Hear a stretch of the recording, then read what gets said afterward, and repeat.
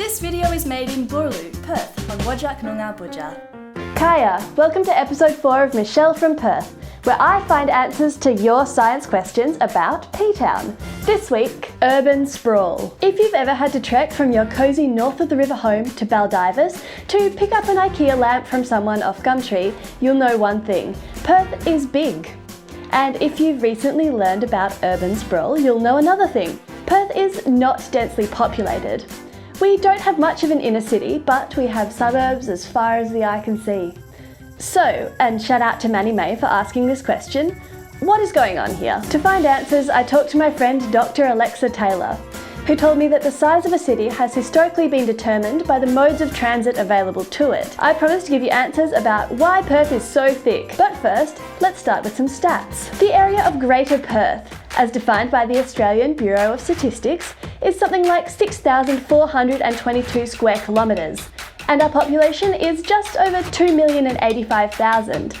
And that, according to the internet, gives us a population density of 325 people per square kilometre. Alexa says the density for Perth metro area is closer to 1,100 people per square kilometre, so we can also take that figure.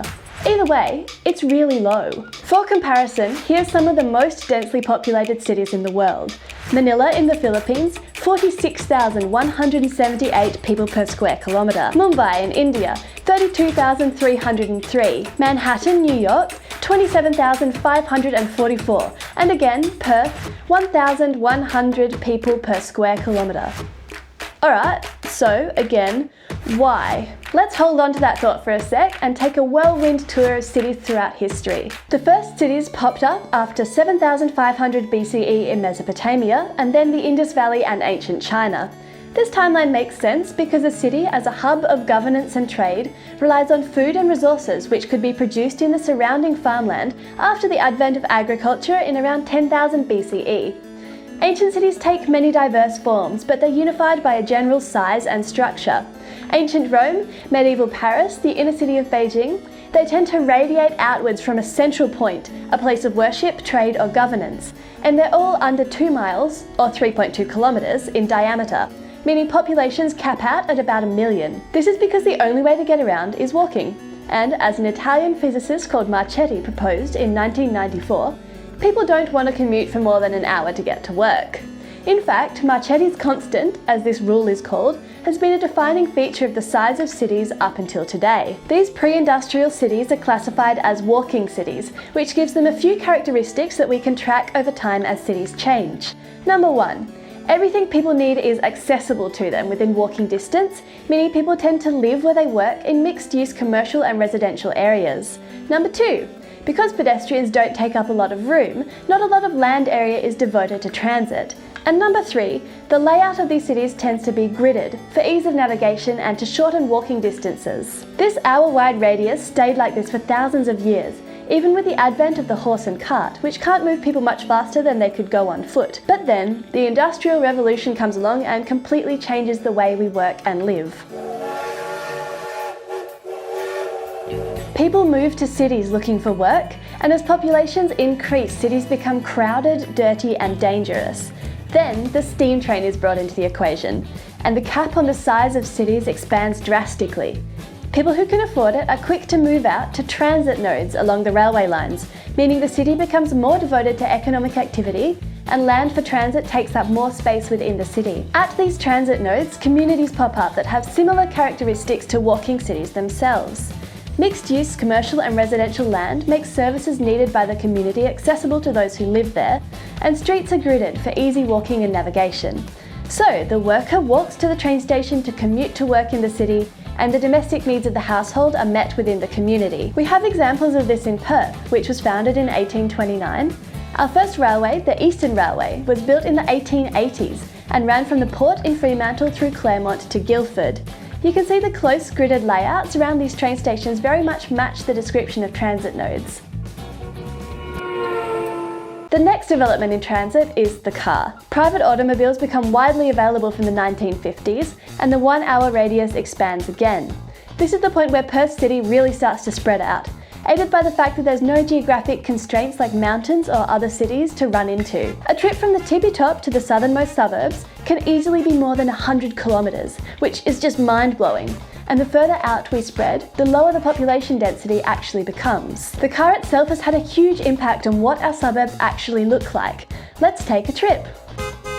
So, with the car comes the suburb.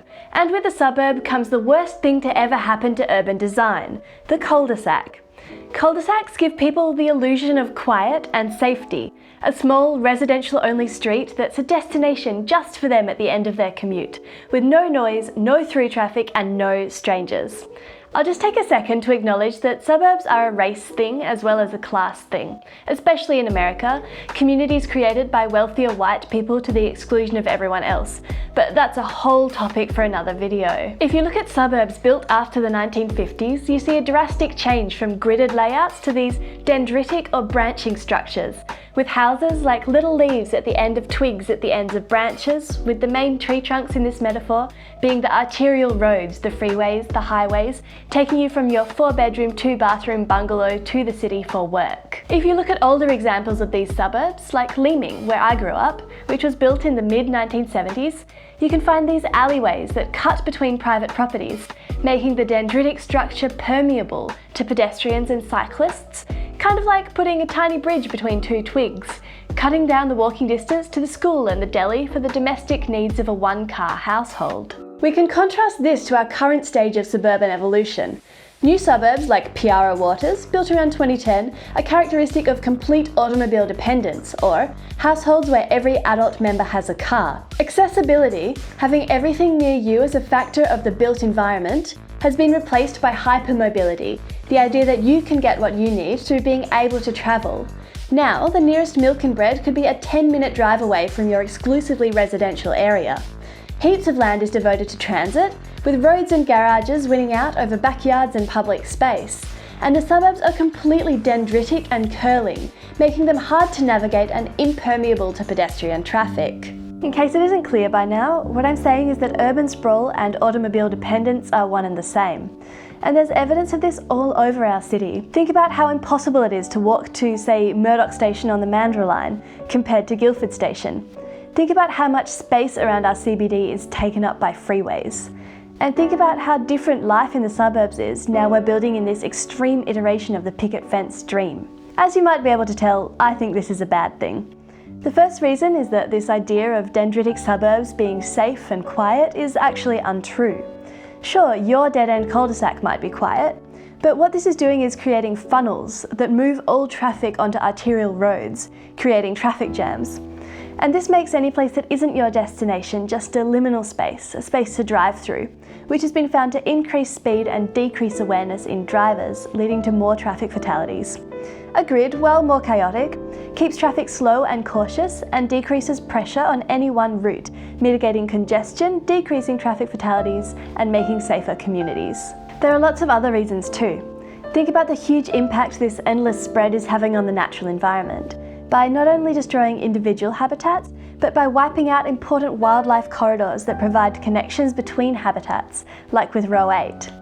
I'm thinking as well about how urban sprawl reinforces wealth inequality, because if where you can afford to buy is further out of the city, you're having to then spend more of your income on petrol and transport to get what your family needs. So, what can we do about all of this? And by we, I mean governments? I don't know, but here are some ideas. To bring back Marchetti's constant, commuting from the outskirts of Perth Metro is currently pushing that 1-hour limit. And if people don't have easy access to their city, we start to lose something about our identity as a place. So we're looking at a possible need for places like Joondalup to become economic hubs of their own, rearranging this satellite network so that workers commute into Joondalup from further out nodes. Ideally then, these new hubs would be able to provide for the cultural, intellectual, spiritual and social needs of their communities, with green space, arts, footpaths and trees making anchors within the placeless place of the endless suburbs. Another idea is that we should probably stop expanding outwards, which, great. And to do this, we need to look at better ways to do high density living.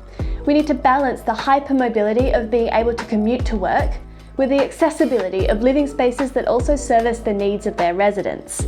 There have been attempts to do this, like in that one gold foil wrapped building in Subiaco, But it's tricky because we need to consider things like affordable housing and the consultation and investment of the community in their own spaces so that their needs are actually met. It's a really complex problem that will take foresight, planning and investment.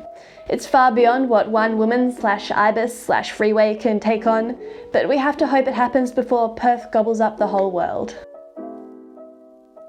Thanks for watching. If you liked this, you can chuck us a follow on YouTube or Instagram at Michelle from Perth. If you want to find out more about this topic, you should look up New Urbanism or Eco-Villages. Perth researcher Peter Newman is a world leader in this area. See you in 2 weeks for the final video of season 1, and if you have an idea for a topic you want to see me investigate, you can leave it in the comments.